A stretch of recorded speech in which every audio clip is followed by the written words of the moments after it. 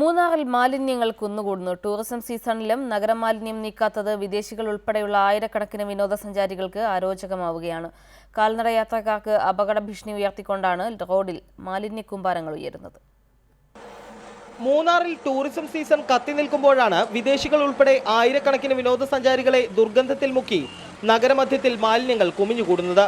Munnar town മാർക്കറ്റിനോട് ചേർന്ന് GH റോഡിലാണ് മാലിന്യ നിക്ഷേപത്തിൽ ഏറെയും. കാൽനട യാത്രികർക്കും ഇരുചക്ര വാഹന യാത്രക്കാർക്കും ഇത് ഏറെ അപകട സാധ്യത സൃഷ്ടിക്കുന്നു. ഇതിന് സമീപത്ത് തന്നെയായി ഡംപിംഗ് യാർഡ് ഉണ്ടെങ്കിലും റോഡിൽ മാലിന്യങ്ങൾ നിക്ഷേപിക്കാനാണ് നാട്ടുകാർക്കും വ്യാപാരികൾക്കും പ്രിയം. ഹോട്ടലുകളിൽ നിന്നുള്ള ഭക്ഷണാവശിഷ്ടങ്ങളും നേരിട്ട് റോഡിലേക്ക് തന്നെ. മാലിന്യ നിക്ഷേപത്തിന് കൃത്യമായ മാർഗനിർദ്ദേശങ്ങൾ വ്യാപാരികൾക്ക് നൽകിയിട്ടുണ്ടെങ്കിലും ഇത് പാലിക്കപ്പെടാത്തതാണ് മൂന്നാറിലെ ശുചിത്വം ഇല്ലാതാകുന്നതിന്റെ മുഖ്യ കാരണം. ബോധവൽക്കരണത്തിനായി മൈ മൂന്നാർ ക്ലീൻ മൂന്നാർ പദ്ധതി ആരംഭിച്ചുവെങ്കിലും പാതിവഴിയിൽ നിലയ്ക്കുകയും ചെയ്തു. നഗരമധ്യത്തിലൂടെ ഒഴുകുന്ന പുഴയിലും അറവുമാലിന്യങ്ങൾ ഉൾപ്പെടെയുള്ളവ പെരുകുകയാണ്.